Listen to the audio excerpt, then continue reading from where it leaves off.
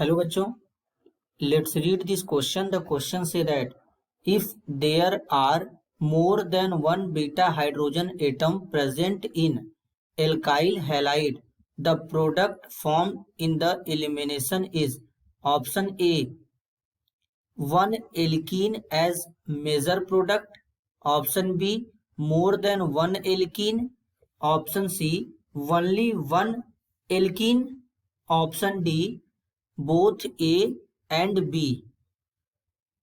Question में बोला गया है जब एल्काइल हैलाइड में एक से ज्यादा बीटा हाइड्रोजन एटम अगर प्रेजेंट होंगे तो जो प्रोडक्ट बनेगा एलिमिनेशन प्रोडक्ट, उसके बारे में बताना है। 4 ऑप्शन गिवन है, चारों में से करेक्ट को आइडेंटिफाई करना है।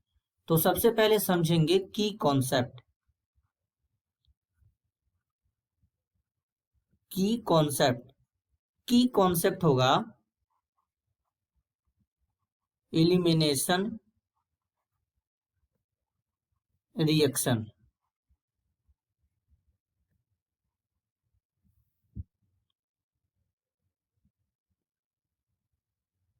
एलिमिनेशन रिएक्शन में से कोई ग्रुप एलिमिनेट होकर के बाहर निकल जाता है। फॉर एग्जाम्पल कार्बन, हाइड्रोजन और यहां पर हेलोजन लगा देंगे। जिस कार्बन से हेलोजन जुड़ा है तो इस कार्बन को बोलेंगे अल्फा कार्बन, इसे अल्फा कार्बन बोलेंगे। और अल्फा कार्बन से जो कार्बन अटैच्ड है इसे बीटा कार्बन बोलेंगे। अब इस बीटा कार्बन पे ये हाइड्रोजन है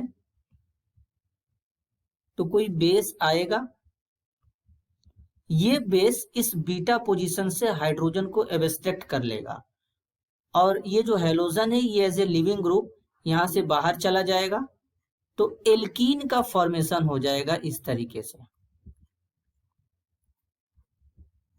तरीके से यहां पर एल्कीन का फॉर्मेशन हो जाएगा। तो इसमें जो हेलोजन है X, ये यहां पर लिविंग ग्रुप है।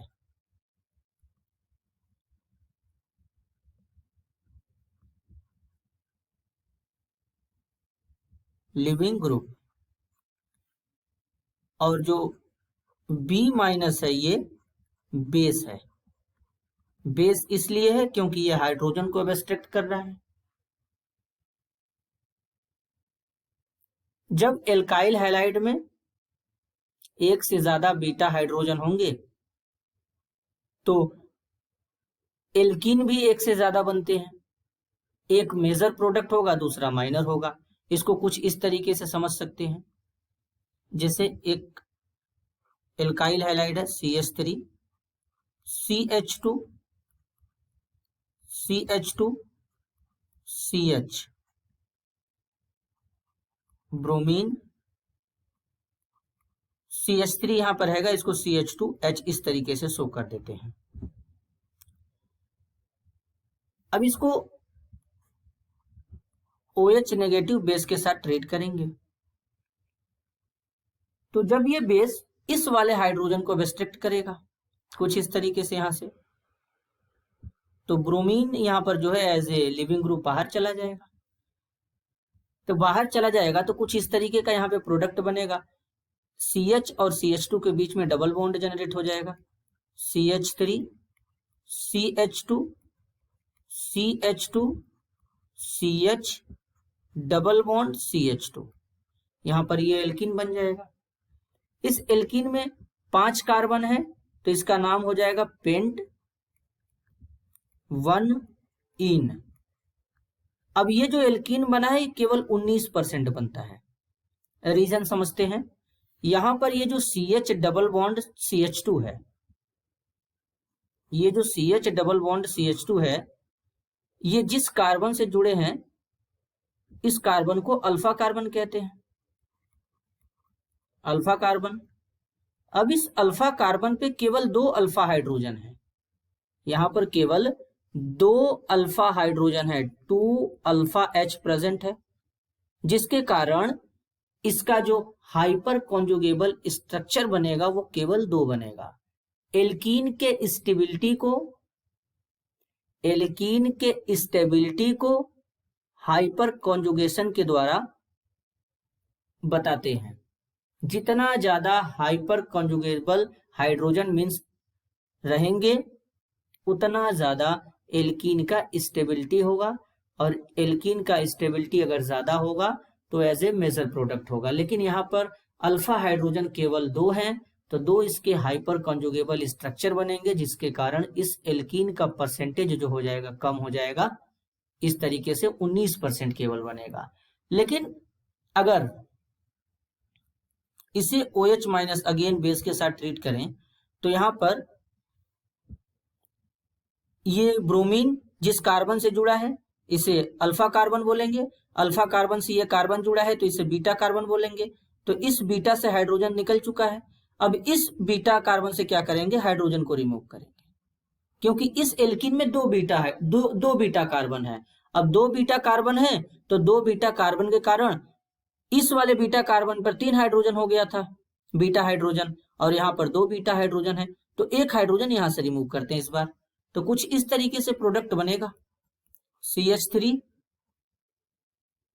CH2 CH double bond CH, bromine यहां से एज ए लिविंग ग्रुप बाहर चला जाएगा और यहां पर आ जाएगा CH3। तो अब यहां पर ये जो एल्कीन बना है इसमें 5 कार्बन है। इस एल्कीन का नाम हो जाएगा पेंट 2 इन हो जाएगा इसका नाम। और ये एल्कीन जो होगा मेजर होगा। मेजर इसलिए होगा क्योंकि ये 81 यानी 81% बनेगा। क्यों 81% बनेगा इसको समझते हैं। यहां पर कार्बन डबल बॉन्ड कार्बन यहां पर है जो CH डबल बॉन्ड CH। अब इनसे जो कार्बन जुड़ा है इसे अल्फा कार्बन बोलेंगे, इसे भी अल्फा कार्बन बोलेंगे। इस अल्फा कार्बन पे 3 हाइड्रोजन, इस अल्फा कार्बन पे 2 हाइड्रोजन, मतलब टोटल इसके अंदर 5 अल्फा हाइड्रोजन है। अब इसमें अल्फा हाइड्रोजन 5 है, मतलब ये एल्कीन ज्यादा स्टेबल होगा क्योंकि इसका हाइपर कॉन्जुगेबल स्ट्रक्चर ज्यादा बनेगा, क्योंकि अल्फा हाइड्रोजन यहाँ पे ज्यादा है, इसलिए इसका परसेंटेज भी ज्यादा हो गया और ये मेजर भी हो जाएगा। और यही एल्कीन स्टेबल भी होगा ज्यादा, यही एल्कीन ज्यादा स्टेबल भी हो जाएगा इस तरीके से। तो करेक्ट ऑप्शन को जब आइडेंटिफाई करेंगे तो ऑप्शन ए में बोला गया है 1 एल्कीन एज मेजर प्रोडक्ट, तो ऑप्शन ए तो करेक्ट है क्योंकि इसमें एक एल्कीन जो है एज ए मेजर प्रोडक्ट है। ऑप्शन बी में बोला गया है more than 1 alkene. Option C में बोला गया ओनली 1 एल्कीन। तो जो ऑप्शन बी है मोर देन 1 एल्कीन ये भी करेक्ट है क्योंकि इसमें एक से ज्यादा एल्कीन बन भी रहे हैं। और ऑप्शन सी में बोला गया ओनली 1 एल्कीन, तो केवल एक एल्कीन तो बन नहीं रहा है, तो ऑप्शन सी गलत हो जाएगा। अब ऑप्शन डी में दे दिया है both A and B, means A और बी दोनों, तो करेक्ट ऑप्शन यहाँ पर जो बनेगा वो होगा D, both A and B, क्योंकि ए भी सही है और बी भी सही है। This is your answer. I hope you understood it well. All the best.